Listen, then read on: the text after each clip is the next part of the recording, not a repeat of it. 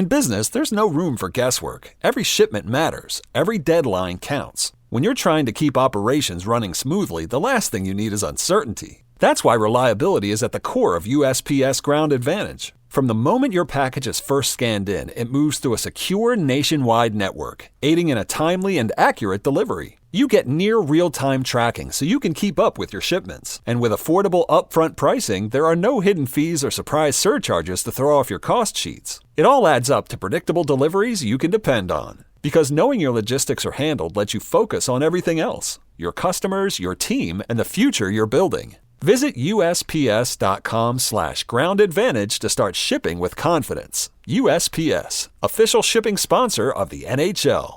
The following podcast may contain discussions supported by science that may be considered dangerous to some listeners and conspiracy theorists. Discretion is advised. The Three Down Greencast is brought to you by Lucky Bastard Distillers, Saskatchewan's premier distillery, and by the Pile of Bones Brewing Company, brewed in the heart of Regina.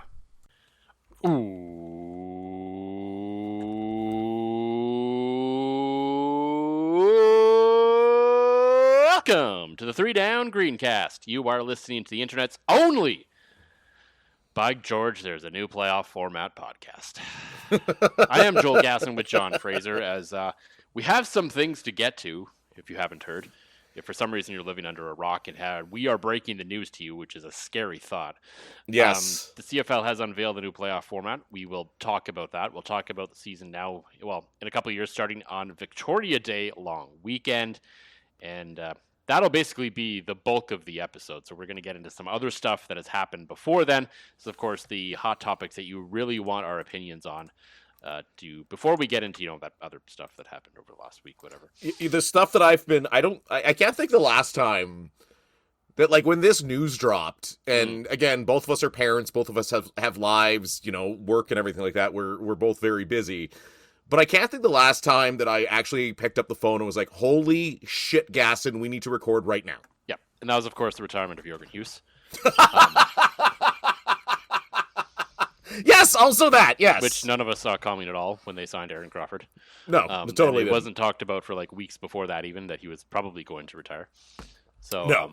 We have to, of course, congratulate Jorgen, fellow Saskatoon men's Spiel alumni, on his illustrious career with the Saskatchewan Roughriders, making the decision to go out on top, and undoubtedly will be a guy who I'm sure we will see again in some capacity in football in this province, and will be honored in a couple of spots. Just for being such a good local guy who played with the Riders for so long, and in low-key, a very important position, and did it quite well, because we were talking about this before I hit record. Yes. We, off the top of our heads, we couldn't really think of any major gaffes, which, when you're a long snapper and no one can really think of a play you've ever made, it means you did your job pretty well. No, certainly. And always a great guy, great community guy. I know he's got a growing family, so not a surprise that he's calling it when he did. Gets going on top, and yeah, like you said, like it's funny to say, like, oh yeah, he's a shoo-in for the Plaza of Honor as a long snapper, but I think if you look at... Shoo-in maybe a stretch. Like, I think decent. He's got a shot. But, like, some of the other things, like, Saskatoon Sports Hall of Fame, Saskatchewan Sports Hall of Fame. For like, sure. Absolutely. Right? Like the guy legitimately was a star for the Hilltops, star for the Rams, played for the NFL Rams. Like, I think, yeah, Saskatoon and Saskatchewan Sports Hall of Fame. I honestly think he's a shoo-in for the Plaza. Just because... He did the job at such a high level for so long. He was here for good and bad, went out on top, and was just like a universally loved community guy. Like, he was out there coaching football at a lot of camps. He was always around. And I think this would make him the only dual athlete of curling and the Riders to make it into the Plaza. We would have to confirm that for sure, but likely. Likely. I mean, there's other Saskatchewan boys in there, so it's possible that some of them also curl, but maybe not at the same level as one Jorgen Hus does. Yeah, no, he's pretty good. You and I looked over at him thinking like, oh yeah, he's just out here for fun, Mr. Football Player, and you're like, huh? What Natural you doing? athlete, good at other sports, more at 11. That's like my buddy's son who played 5 years of Hilltops, won 5 national championships, Also won a couple Canadian lacrosse championships, won a World Junior playing for Canada Lacrosse. He came out to spare with us one night, and he hadn't curled since high school and was, quite frankly, throwing better than his dad by the time about the third end came around. Yeah, that adds up. Yeah, natural athlete, good at sports. Damn, people are just good at all sports, no matter what. Right? Ugh. I mean, I prefer my constant, like, just good enough to have a good time, but not good enough to be good. You know, at this age, yes. At this age, absolutely. Yeah. The fact that it would have been nice to have been, like, good at everything, but hey. Oh my goodness. Wouldn't have been, like, instead, I gave up curling, which I should never have given up on for a few years to focus on hockey as a 5'8" goaltender. Mm-hmm. Maybe I would have been at the Brier. Yeah, on the topic of curling and retirements, we also need to send our best wishes to one Nicholas Adine, who on this day the we GOAT. are recording on Sunday, May 3rd. He announced his retirement today from curling, though it sounds like he may try to play Rock League still, which I think is a great workaround in that regard. Yeah, 100%. And I wouldn't be surprised to see a lot of guys, before we go full 8N Nation on this, I wouldn't be surprised to see a lot of guys retire from, like, full-time curling to play Rock League. Yeah, like you're big enough, and then right? Like you're going to get paid. You're a big enough name. Rock League's an upstart that wants names. I mean, it's no different than when you see The Rock come back to try to boost WrestleMania ratings because Roman Reigns is MIA again. Mm-hmm. Yeah, that's the Did thing. we just? It's almost like, I mean, there's most of the players in the Rock League are on their prime. In their prime, but it's also could be like a seniors tour situation that could work as well, right? Now, like, hey, remember these guys? They're back in town and they're playing golf. Come see them wear shorts and ride in a cart. Yeah. Or just wait until they get to the age of the Rock the River Festival here in Saskatoon and you see Trooper for the 17th time. I do believe this is the quickest we've ever gone from football to curling and made a wrestling reference in this podcast. Jock or Dave, I'm going to need you to let me know if there was any time we ever got the Holy Trinity done any quicker. Probably not, no. And just to bring it back to football so we can transition nicely into football, the CFL draft, of course, also happened last week. Yes. As John and I have often said many times on this podcast, if you want expert analysis on the draft and what happened and who the riders took and, you know, the overall picture of the draft, please go visit our companions at 3downnation.com. Yes, John ain't our Hus, thing. JC Abbott are much smarter at this than I am. Big props again, of course, to JC Abbott and Ben Grant, who went on YouTube for 4 straight hours during the draft, breaking down just every incredible single work, pick, boys. without a single break. No filler content, no nothing, just 4 hours. And once again, the draft tracker also crashed on them, so they had to fight through that again to continue doing what they're doing. And of course, big props to one John Hodge as well for writing everything down live as the picks were happening and sharing his thoughts. For the record, both of them had very strong opinions of the Riders draft class in a very positive way. They both had them in kind of like that 2 or 3 in terms of best drafts in the league this year. So, you know, check that out because neither of us are going to pull the wool over your eyes and pretend that we are draft experts because we simply are not. No, we are probably, at this point in my life, I used to have some knowledge of university ball back when I did sports full time. It's zero. I show up to a Husky game once a year, delete about a dozen beers, and just have a good time. Mm-hmm. In the name of draft, though, the global draft, of course, also happened. Of note, in the second round, the Riders took Kensei Matsukawa, which, if you don't know, he is the kicker for the University of Hawaii Golden Warriors, also known as the Tokyo Toe, because he kicked over 90% last year. The fun fact about him is that he grew up in Japan, obviously, didn't play any football. He learned to kick watching YouTube videos that I believe was discovered on YouTube. Yes. And Hawaii gave him a chance, and he was just lights out all year. I believe he's in the NFL right now, so whether we actually ever see him up in Saskatchewan is questionable, but still exciting at the possible thought of the Tokyo Toe coming north, which I know will, of course, attract and excite the Sickos Committee. Oh, 1,000,000%. And I mean, a guy that taught himself how to kick. Now, again, he had, like, this isn't just like me or you learning how to kick off of YouTube. Yeah. He was like a collegiate level kicker in Japan, or pardon me, collegiate level soccer player in Japan, yes. But couldn't get into school because over in Japan, it's not like here where you can take basket weaving 101. You actually have to, go to school. So he couldn't enter. So he did have the leg. He knew how to kick, but taught himself how to place kick. Mm-hmm. And it's always a career that's fascinated me. Like a guy like that just basically went, I can learn how to do this on YouTube. And then watching him in Hawaii, I wish he sticks around the Raiders. I really do, because it's such a cool story. Yeah. But I also selfishly want to see him here. Because then the Riders would have our own Sergio. 100%. Like, it's too bad that he's with the Raiders right now, because for a fact you'd see Sergio versus the Tokyo Toe here in Saskatoon if the Raiders hadn't signed him. Yes. It'd be great. Wonderful. It'd be great. But, we can always hope it. Obviously, we wish him well in the NFL because obvious reasons. But yeah, it is interesting. One of my good friends growing up, he played soccer his whole life. Still plays soccer. He's a decent soccer player. And he did it for a few years on sort of the local, with some of my other friends on the local sort of minor football team. Yeah. He picked up football to just do kickoffs and field goals. Apparently just had a cannon of a leg. Absolute cannon of a leg. So these soccer players can easily transition into those roles if they want to. We believe my buddy Ian probably could have played in the CFL as a kicker if he wanted to, but he's not something he wanted to pursue, which is fair. But yeah. Ridiculous leg. oh yeah, I remember playing flag football in Lloyd, and one of my buddies that was on the team, he kicked in high school. He hadn't kicked since then, and there's kickoffs in flag football, at least in Lloydminster there were, and he just nuked it. We had such an advantage every single time, because rather than having a fat ass like me just try to half-ass boot it, it was just it's a different sound off the ball when it gets kicked.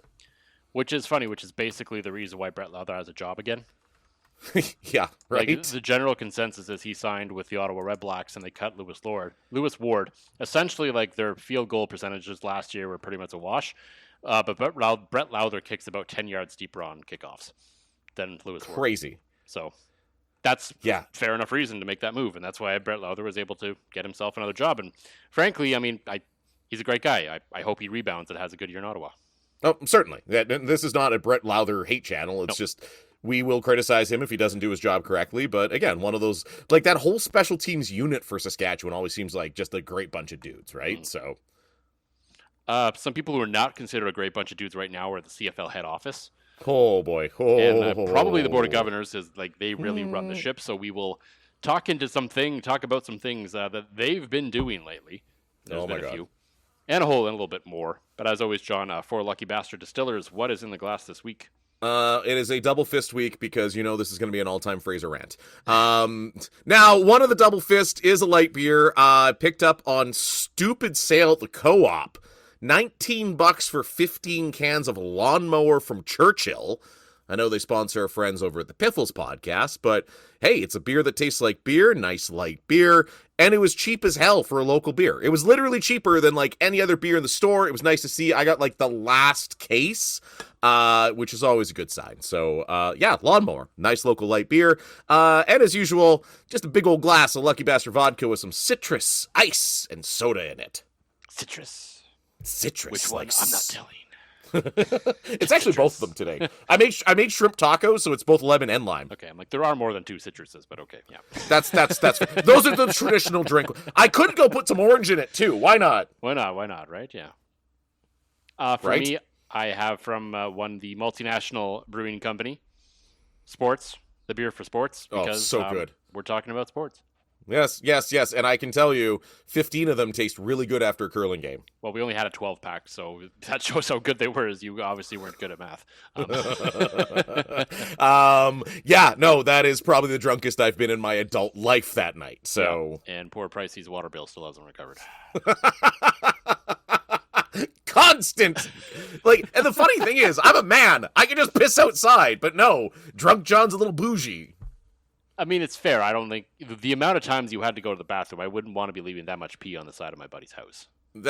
Accurate. But I could have peed into a snowbank. You would just see it in the snow, and I'm sure his wife would not be happy about that the next morning either. Yeah. And Pricey's wife, she's a wonderful lady. She low key scares me though, so I would not want to anger Roxy. Of course, some people who are angry lately would be a number of CFL fans.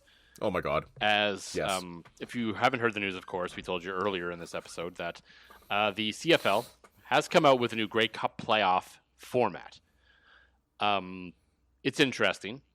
In theory, I don't hate it, in sort of a vacuum without the context of, the rest of the league. Right. But if you haven't heard, so it's like, or you just we want to go over it again because maybe you're not entirely clear on how it works. The first place and second place team in each division will play in the divisional showdown weekend with a chance to win. The winner goes straight into the bye to the Grey Cup semifinals, they're calling them now. Yes. Important to note, outside of the division, the top 2 seeds in that division thing, the divisional showdown, the first round will be in division. After that, it's like everyone's ranked by how they are in the standings. The divisions won't matter beyond the 1-2 games, which is good. That's moving forward. This is the side of this I do like. Yes, I love it. So that is the thing that is happening. You go straight through the semifinal. The loser then drops down to what they're calling the elimination games, which, as one John Hodge pointed out very astutely on the 3 Down Nation podcast, is a ridiculous name for the round because all of the games other than the 1-2 game are elimination games. Yes. So why it's not just the Grey Cup quarterfinals, no one knows. Yeah, it's... But anyway, so they go down there where they will play then the winner of the other sort of divisional showdown game, which is an elimination game between the other seeds in the either the 5 versus 8 game or the other game, which would have the 6 versus 7. And yeah, at first, like, I think if you look at big picture, like, I understand, like, the basis of this being a playoff format isn't terrible. The part that sticks out and is a problem and is a thing for, like, a lot of people to try and wrap their heads around and accept on this is the fact that 8 of 9 teams are now essentially going to make the playoffs.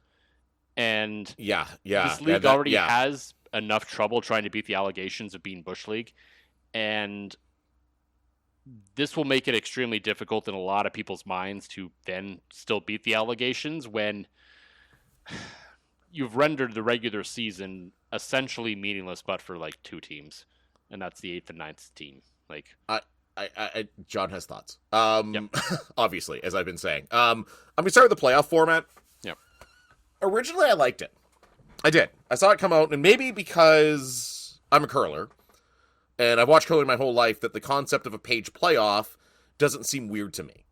No. Right? And the more I've thought about it, the more I hate myself. I don't hate it, because I understand how a page playoff works. Yep.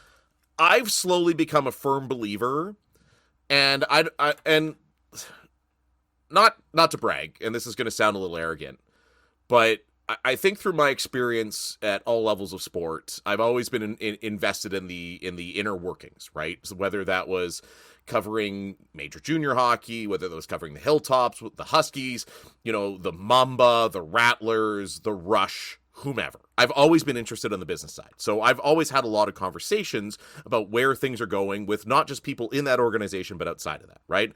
I think if you have to explain your playoffs, you're failing. It's a terrible idea.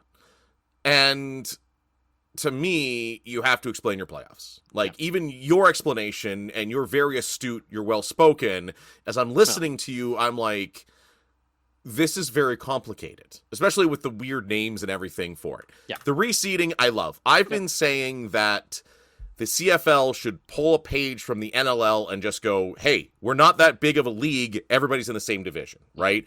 Yep. I can tell you in the NLL, that has made every game very interesting. Well, and in fact... like, back in November at the State of the Union address, Stuart Johnson, the CFL commissioner, hinted that there was going to be changes to playoff format coming. Yes. And at the time, my thought was, okay, he's probably going to finally do the one division thing, at least for the playoffs. Because that, to me, that was the easiest solution to what the league was kind of facing. And we'll get, like, just to put it aside here and to be some degree of fairness to the league in this, I understand the business reasons why they did this. Right. Right? Like, for the league, you're obviously increasing playoff inventory, which, is sort of for the sake of easy math. Generally speaking, on the numbers we've seen historically, CFL playoff games do about at least double what your average regular season game does in terms of television viewership. You go from about 500,000 to about 1 million. in sort of the easiest math Easy. forms, Yep. right? Stupid math. Yeah. So, of course, right now they're starting to or should be in sort of, I believe they're still kind of in like the exclusive negotiating window with Bell Media for the rights with the CFL and TSN. Yes. So like I understand you're in sort of that window right now where you have to produce these games in order to try and up the value of the inventory that you're now trying to sell. So I understand that aspect of it. From the team's perspective, obviously I understand more games, more revenue, etc. That makes sense. Even for the players, even though Brady Oliveira, I think he talked about how you should have to earn to make the playoffs, and I agree with him.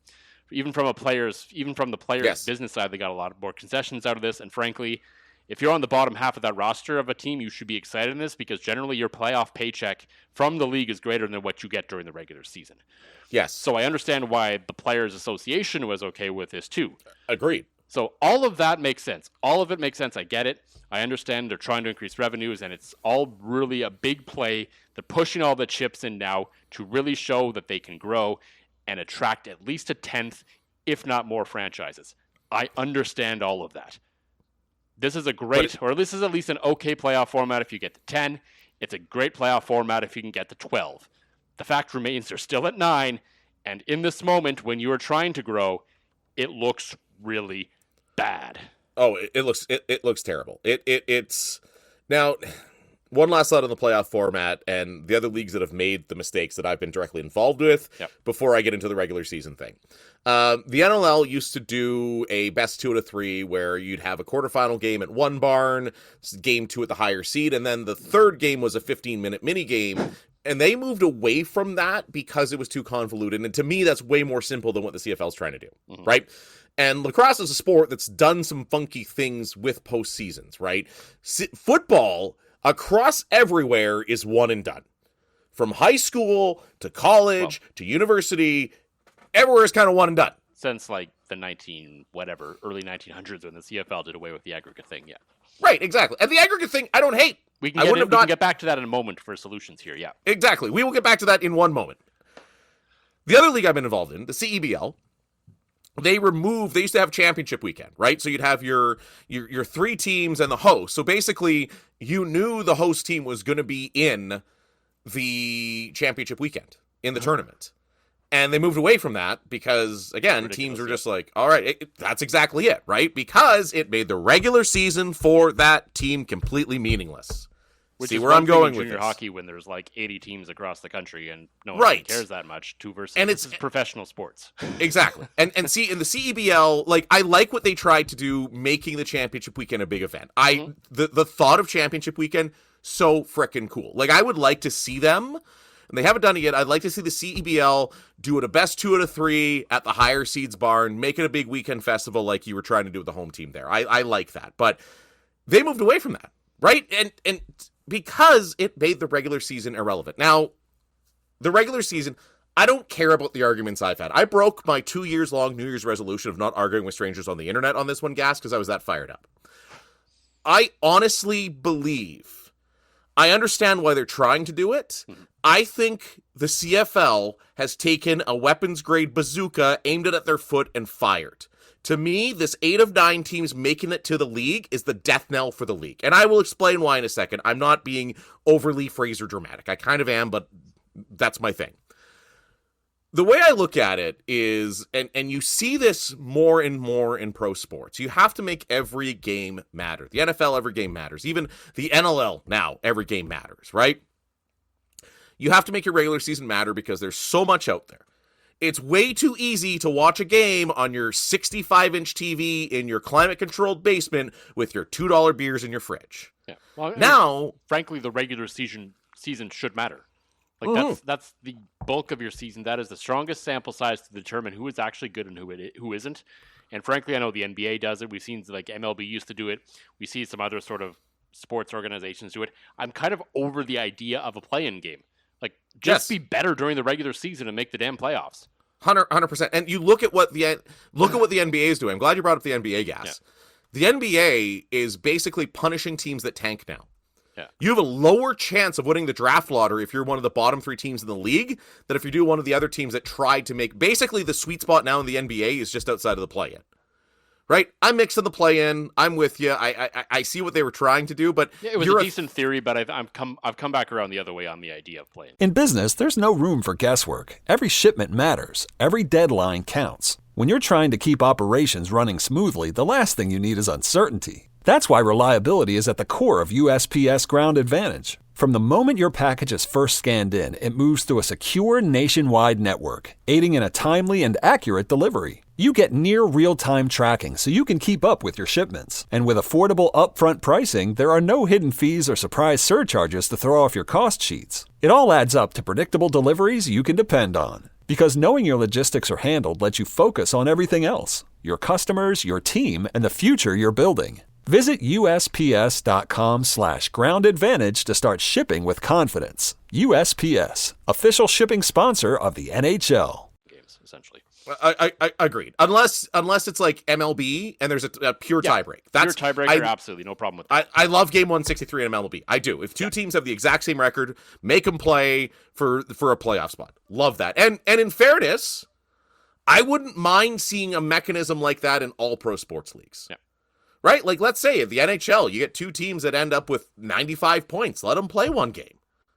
Right? Yeah. To me, that'd be cool. It's a little tougher in football, I think, but in other sports, absolutely, yeah. 100%. So I understand why they're doing it. I get it all. But to me, what's going to happen, and the reason that I say these things, is already, I can tell you, from inner workings, from the organizations I've been around, nobody travels to Rider games anymore. They don't. Some people do. It's not what it used to be when gas was 80 cents a liter and, people we could afford pick, a game to go to versus coming to all of them. 100%, right? Like you don't have the people driving the 6-hour commutes anymore. And quite frankly, I can't blame them because again, HDTV, $2 beers in your fridge. And I'm not saying Rider games aren't an incredible experience. You should always go. I like making it down for at least a game a year, right? Mm-hmm. Thankfully, I'm in a position I can afford to do that. A lot of it's Prov assistant, and it's the same thing that's happening with the Rush. It used to be you'd get a bunch of people from Regina and Swifty and Moose Jaw, and you still have some spattering of that, just like you still have some spattering of that at New Mosaic, but it's not the consistent part of your fan base. So now, what is your motivation if the games mean nothing? Mm-hmm. There is none, right? There's been an uptick in NLL attendance since they went to the one division because now every game means something. So now all of a sudden, you go from, okay, maybe I'd go to this game. Well, it doesn't really mean anything, so I guess I'll just watch it on TV. And you know what the next step is after, I guess I'll just watch it on TV? Oh, I'm actually kind of busy tonight. There's a barbecue at so-and-so's house. Whatever, I'll watch it later. Right? You just, making the games irrelevant is the same reason that none of us sit down and make a point of watching a preseason game. No. Well, I mean, it's frankly why, even though both of us enjoy the sport of baseball, you watch a little bit at the start of the year, you basically wait until late August, September to really start watching again. Right, 100%. There's just too many games, right? Well, and that's it. And the argument I've run into a lot online is people are saying, well, what else are you going to watch in the summer? Baseball? No, I'm going to be in my backyard. I'm going to be doing stuff. My life, yeah. Right, exactly.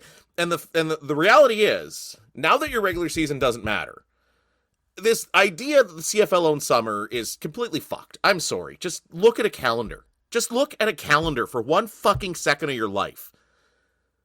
The NHL and NBA playoffs go into June now. You're starting the season in June, you're right up against that. If the Blue Jays are good, you're against them the entire month of July. Hello, August, where college football and the NFL and everything like that starts. You're making your entire regular season the bulk of this. And the plan is, and I get it, the argument, I think I probably ran into a couple exec burner accounts over this past week because they were very well spoken and not just calling me a troll. But the fact of the matter is, the only way that this makes sense, these extra playoff games make sense, if anybody gives a shit about your team. Yeah. And if you make the regular season irrelevant, nobody's going to give a shit about your team. And good luck selling people on an outdoor game in October that one of the teams ain't going home. I honestly think the 6, 7, 5, 6 games are going to be well attended than the 1-2 page playoffs. Yeah. I mean, even you've gone to curling. I'm going to be the Briar again. I've been to the Briar before. I've been to a couple Briars. The 1-2 is typically not a well attended game. In curling, ironically, it's usually especially at the Briar, usually the best game of the week is they actually like kind of let loose a little bit and just play the game. But Well, that's it. They go to try. They're actually playing to win. They're not playing to not lose. So, I see and moving away from a format in a sport that's never had a format like this before, to me, is a terrible idea. Yeah. Right? This is the one league, high school, KFL, like minor football up, that has decided to give you a second chance playing football. I would argue that although fluky, weird things happen in football, and that's basically why this podcast exists, luck is less of a factor in football than any other sport. I would agree. Yeah, you could get a bounce here and there on a punt. You can get a tipped interception. But there's just so many things that happen in the course of a game, and there's Exactly. usually many more opportunities to score. It's not like in hockey where a puck bounces off three guys and ends up in the back of the net, and that's the only goal of the game, right? Like odds are you're not going to have some fluke scoring play in a football game, especially in the CFL, and that's going to be the only scoring play of the entire game. Well, that's exactly. Look at hockey. Speaking of flukes, speaking of a game that is entirely based on luck, look at tonight's Montreal Canadiens Game 7 win. Great. Yeah. Love that the Habs won. Canada still got a team that's awesome. They had 9 shots on goal. The winning goal went off the backboards, went off a guy's stick, off the goalie's ass, and into the back of the net. Right? You're not going to see a game-winning play in any level of football go off a guy's head, go off a guy's ass. Even like you talk about like a fluky play like the David Tyree helmet catch. He held on for dear life to that ball. Right? Like, and that didn't decide the game. There were still lots of football left that happened after it. Yeah. Even the chaotics, you've seen some of these chaotic rider starts. Like, and to me, it's just... Why you don't need a second chance in football. No. The best team is going to win. You have to play the regular season. Now, the other thing I'm thinking too, there's not a coach or manager in the world that's not going to use this like an extended tryout. Let's face it, you win 3 games, you're in contention for home playoff game. Coaches and general managers you get to 6 wins, you basically clinched a playoff spot. And you're telling me that guy off the practice squad, your star receiver is a little banged up, and that guy I really like off the practice squad that I scouted, you think he's not going to get a game action anymore? Like, you've never met a football coach in your life then. The only reason that they don't try to work guys into the lineup during the regular season is because the games matter. Home games matter. You want home field advantage. Now, you're basically just playing to finish top 2 in your division, so you get a guaranteed home game, and you're telling me that coaches aren't going to rest guys in the middle of the regular season? You're telling me coaches aren't going to bring guys in off the practice squad in the middle of the regular season? Like, you've never met a football coach in your life then. Yeah, and the part that really gets me too is they talk a lot in like the league, and everyone's talked about how they're keeping the interest up and they're making things more interesting because there's going to be more teams jockeying for position at the end of the year. Fuck and off. I will tell you this: fans do not care. And I'd argue teams barely care about jockeying for position.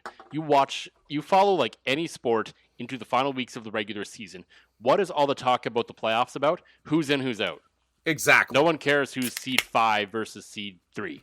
Quite frankly, like none of that stuff really drives the boat in terms of interest outside of like outside of specific fans within specific fan bases. For the most part, and those hardcores are going to show up no matter what. Are drawn in by who's in, who's out. And that is a storyline that exists whether 8 teams make the playoffs, 6 teams make the playoffs, 4 teams make the playoffs, 2 teams make the playoffs. Yes. You still get that storyline regardless. Well, look at the NHL when the games all of a sudden are just about seeding. Right? Nobody really gives a shit. No. They play it like it's a game in January, right? You look at baseball. It's the same thing. You look at football. Like, what's the number? All the teams tell you the goal is basically just to make the playoffs. Exactly. That's the first goal. It's not, we want to finish this seed. It's like basically as long as they get in, most teams are satisfied. Yes. And the other side of this is it's going to create sort of a false sense of security for some teams because we've seen this in a lot of sports too, where bad teams make the playoffs, but because they make the playoffs, they don't make necessary changes to get better. Yeah, exactly. Right? Like... And to me, and Sid Sixero said it best, and it's something I shared of Sid's, if you finish 9th, you should be auto-fired. Your GM, your head coach, your entire staff, everybody should be auto-fired. Well, right? Yeah, on the Green Zone this past week, they were trying, I didn't listen to the segment, but I saw bits and pieces of it. They're trying to come up with like fantasy football style punishments for coming last. Because, I mean, that is the one sort of dumb, gimmicky part of this that I enjoy, is the fact that every year we get to make fun of one team that didn't make the playoffs. Oh, yeah, 100%. Like, that is the only thing of all of this I enjoy, right? But the funny thing is, too, in the CFL, and this is why another reason none of this works, this jockeying for playoff position, blah, blah, blah, blah, blah, blah, people saying that's still a thing. There's almost universally, since outside of, I think, the 2011 season, there's one team we can all point at and go, they're going to be dog shit this year. And it kind of holds true. So now all of a sudden you're going to have a 5-12 Toronto, or a 5-13. Toronto Argonauts would have made the playoffs last year At 5 wins. And no one in their right mind, even Argos fans, would have wanted to watch that team for another week. Now, you know what's even funnier? So let's say the Argos make the playoffs and all of a sudden Chad Kelly's back, who, as much as you and I don't like him, is a legitimate, very good CFL quarterback. All of a sudden a 5-12 team goes on a run, right? You're trying to shake off the Bush League reputation, the Bush League stink, the two teams with the same name that is still a running gag, even though the Ottawa Rough Riders have not been around forever. And now 8 and 9 teams are going to win the playoffs. And hear you me, I don't care. There's guys that are busting out numbers on me, everything on social media. It's probably right. At some point, somebody's going to catch a heater and you're going to have a 5-win or a 3-win champion. Yeah. I mean, and if you, the 8-9-1 Red Blacks won a Grey Cup, and that was a bit of a thing, right? Right. I remember that. Like, ESPN was laughing about it. Everybody was laughing about it. And that was a Red Blacks team that was a good team that had some bad luck, right? Like, that was genuinely a good team that started slow. Now, here's the other thing, too. If you're the coaching staff, if you're general managers, you start slow. Why not try some new bodies out? The CFL is all about finding that guy that slipped through the cracks somehow. It's going to be really good for a lot of these guys that are fringe guys. If a team starts slow, all of a sudden you're in the lineup. Maybe all of a sudden, next thing you know, you're a star. We've seen that countless times, right? Guys come out of nowhere. That could be maybe a silver lining to come out of this, is maybe we will see coaches not coaching as scared when things are going wrong. Like, you may actually see them do things to try to win football games instead of spiraling down and doubling down on what's causing them to lose. Right. That could be a positive that comes out of this, yeah. But I mean, even if you win a football game, who cares anymore? Like, you could feasibly... I mean, there is a scenario where John Hodge ran the math. I love Hodgie for this. There is a scenario where you could go 0-16-2 and make the playoffs. Yes. I mean, and this is like 1 in like 700 billion chance of ever happening, but in theory, it could happen. Absolutely, it could. Those two teams tie, like if you have two terrible teams and they tie each other, like, again, you're right, it's absurd, but it's not out of the realm of possibility that if you get to 7 wins, you're basically clinched a playoff spot. Yeah, I would say 6 is a pretty easy number to get it now. It used to be like, you get to about 8, you have a pretty good shot at making it. Yeah. Now that number is at 6. Well, and now you're at 6 or 7, and you're 6, 7. I'm just glad Max has his headphones on and didn't catch the 6-7 on that one. Glad you did there. But that's it. Like, your threshold now to potentially host a playoff game is 7 wins. And if you think for a second that football coaches are going to play guys that are hurt when their one goal is to win the championship, that's what gets them paid. That's what gets them job after job after job again. So let's say a team starts 7-1. Why do you play your starting quarterback if he's a little banged up? So now you're going to the game. I personally wouldn't, even if I was like 4-4, but that's me. Right, exactly. I mean, if it means nothing, why are you playing the guys? Look at the rosters teams put out when games mean nothing. Mm-hmm. You can find any reason to put a guy on a football field on the 1 game, on the 6 game. You play 1 game of football, I guarantee you there's something that could put you on an injury list right now. You're going to have a 100-man roster. This is Chris Jones's wet dream. This one team gets eliminated and everybody gets a participation ribbon for making the playoffs. And it's a lot of work, frankly, just to try to help the Edmonton Elks make the playoffs. Right. I mean, Commonwealth is a good venue. You're literally going to have one of the divisions send the entire division to the postseason. Yep. Why do you even still have division? Like, this is so absurd. And if this lasts more than about 2 years, You're going to watch teams lose money hand over. I know you're trying to do this to get teams to expand. You're making the changes. You're making the smaller field size. You and I have talked about it. You got the smaller field size to make it easier for expansion. Brilliant move. Love it. Like, I'm one of the few guys that's not out there bashing the move. No. This is the dumbest thing that's ever been done in professional sports ever. Find me one thing that is stupider than this in a league that calls himself professional. You can't. You legitimately can't. 8 of 9 teams. Yeah, you can't. 8 of 9 is bad. I mean, the NHL's current playoff format is stupid. The NHL's current playoff format is stupid, but the regular season still matters. Yes, I agree. Maybe the toe in the crease rule the NHL did? Like, that might be about it. Like, toe in the crease, that which we all sit here and go, that one season was the dumbest season in hockey. And now the CFL's gone out and done something stupider. Yep. And this isn't going to be, if this is if they get to a 10th team 2 years into this bullshit, I take this all back. Then it worked. They held their nose, and I think there are people in the league office that know this. They're just holding their breath and holding their noses, hoping that this 8 of 9, the math catches up to them quickly, and someone is willing to buy in very quickly. Because if this goes more than 3-4 seasons, it's done. Yeah, I would hope so. I truly hope that someone in head office is like, okay, if this doesn't work, we need to pull this back. But I don't think, and the funny thing is I don't think anybody at head office is smart enough to realize it, because I don't think it's going to be an immediate impact. No. Next season, the regular season matters. Yep. 2027, people are going to go to the games, and you're going to have your tickets, because that's what you're used to doing. You're used to going to a Rider game. You're used to going to a Bomber game, right? And then by 2028, when you realize, why did I spend all that money to go watch my team when it's a preseason? That, to me, is when you're going to start having the fallout, and then people just, the worst thing is apathy. Yep. Right? And I get this. Anger is good, because at least you're still engaged. Apathy is when you need to worry. Right. And to be totally fair, in 2027, I'm not going to sit here and go, I'm not one of those guys that's pretending I'm going to abandon the league. I'm not. No. Okay?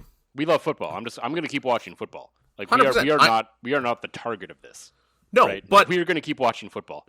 But even I mean, I have a job to do, so I will still care to the degree that I have to care there. But will you, who does not have a job to do, continue to care as much as you do going forward? Will be the question, right? Right, and that is exactly it. To me, I'm still going to watch my Bombers. I am, and in fact, because my kids, my family likes the Riders, I'm probably still going to watch the Riders. But if all of a sudden it comes down to a meaningless Ottawa-Montreal game, or a Stanley Cup playoff game, and I have been very vocal on my distaste for the way that hockey's going these days, what am I going to watch? Probably that Stanley Cup playoff game. I'm not going to lie to you. Before, it was football by default. Yeah. But now it's like none of these games matter. I'm still going to watch the team, and I think I will become a dying breed. I watch every Bomber game because I grew up watching every Bomber game. Right? My grandma made sure I watched every Bomber game. My cousin in Winnipeg took me to my first Bomber game. My uncle and aunts in Winnipeg took me to Bomber. I've got great friends that go to every Bomber game. I've been to so many Labor Days. I've been to Banjo Bowls. I've been to all this, right? Because I grew up in it. But now, why take anybody? Why take your kids to a game? Watch it on TV, and then that's just going to fall off because there's going to be something newer, better, shinier that's going to be on TV that you'd rather watch. Like, it's just, that's why I think, like, people have this disillusioned idea that we're still traveling 6 hours to watch the Riders. You're still driving from Flin Flon to watch the Bombers, that you're still, blocking out your schedule, that you're still making this a priority to watch regular season football. And people still do that, yes, especially when the games mean something, but nobody's going to do that, like, when the games don't mean a damn thing, and that's going to have long-term effects on this league. And if they don't get to 10 or 12 in a damn hurry or abandon this terrible idea, the league is, as one of my favorite terms goes, turbo fucked. Yeah. So we do think there was, like, in sort of the act of trying to find solutions here, sort of reversing everything, I think there are ways they could increase playoff inventory without whatever this is. It's ridiculous to say, but you and I have been talking, and 7 making it doesn't bother me. 7, like, it's not I know ideal. It's only one other team, but it's not ideal. It's but not if you want to add... and if you set it as, okay, the last place team in each division doesn't make the playoffs, you can be like, okay, that's probably fair. It's no not more ideal, crossovers. But if you get to 10, you get to 12, the math still maths there. You can even add 1 when you get the 12. Exactly. So if you're at 7 of 9's not ideal, but at least, hey, whatever, you can do this. And this is, to be fair, an idea that, like, I thought of the 7 before. I'm like, well, you could just do the NFL thing with 7. Why not, right? You get at least 1 extra game. It's a little bit more inventory. It should help. And then I have to give credit to, of course, my colleague John Hodge on the 3 Down Nation podcast, who then added the wrinkle, because he said, okay, you could do the 7. Number 1 gets a bye in the next round. The other 6 teams play each other based on seeding. The twist that he added was kind of the PWHL twist of the number 1 seed then gets to choose their opponent in the next round. Oh, I love this. Which I would be fully on board for, because nothing is funnier than when nothing will be funnier than when that number 1 seed picks a team and then loses to that team. And it's funny, I saw this happened in Junior B hockey. I'll never forget this, because it was one of the most entertaining, fun as hell series I ever saw when I was living in Lloydminster. The Junior B Lloydminster Bandits finished first, got to pick their opponent, and didn't pick the 8th seed. They picked the 6th seed in Cold Lake, and Cold Lake, that was like the most entertaining first round series you'll ever see. Cold Lake won, and it was fun as hell. I love that PWHL does how it. Football players think, how they would take that as a slight if you were the team. Oh, 100%. You want to get headlines, you want to get buzz. There you go. There's your game of the week instantly. That's going to have everyone talking. Oh, and you're going to have a couple players go rogue and say a few things, and it's just going to be awesome. The hype, it's going to be like, again, you and I love wrestling. Mm-hmm. It's going to be like wrestling. You're going to have guys talking smack, basically cutting promos on each other. Number 1 seed would essentially have money in the bank. Oh, 100%. Now the other one you brought up to me too was JC Abbott came up with the idea on the podcast as well. Essentially, because I think we all agreed, like, okay, the idea of increasing playoff inventory is a good idea to try and increase revenue. No question right now, especially with the TV deal up soon. I get it. The other idea was you essentially, I guess, you just get rid of divisions. In my world, you just get rid of divisions altogether. I've always been saying that, please. 1 and 2 get a bye. Then you have the other 4 teams, because you still say it's 6. The other 4 teams play each other. Perfect. In sort of play-in games or quarterfinals, whatever you want to call them. Right. Elimination games. 1, 2 get a bye. Perfect. Boom. 1, 2 get a bye, they're in. And then you move on. Then the 2 teams that win play the 2 teams the next week in what was traditionally the semifinal. However, we go back to sort of the early 1900s. Yes. And we make it a 2-game aggregate where the higher seed hosts the second game to give them sort of that advantage to close out the series. And then, and it creates, you have the first game, which is good. It's a playoff game. It's fun. People are going to be excited about that. You go into week 2 then with all kinds of storylines and something required beyond just winning the football game to advance. And that would be fantastic. And when I say something that fans are used to, or something that, the sport is used to, this is something that soccer still does this. Like, you can easily explain this, right? 100%. Like, soccer still does it. It's easy to explain.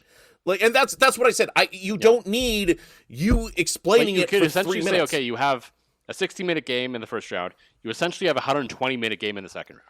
Right. And then you go to the Grey Cup.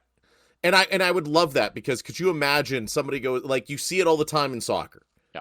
Right? Where, this team goes up 4-0 and the other team storms back at home and they're pushing. Like, basically, if you're down big after the first one, you're pushing from the get-go and it's awesome. And I'm not a soccer guy, but I have watched some of those games that it's like, this team needs to score 5 goals to win, and you watch it, they're just going all out, and it's chaos and it's fun, right? Like, I could get behind that, and again, it doesn't require a 3-minute explanation. No. It's just, hey, the semifinals now, we're gonna have 2 semifinal games, and it's gonna be total score. And I would love to see that come back. And could you imagine the degree, like, of intrigue, especially in football, where it's like, okay, what are they going to do? What changes are they going to make? Are they going to change guys out? Are they going to change the offensive line? Like the storylines would be absolutely bananas land. It'd be great. And instead, we all get a participation ribbon.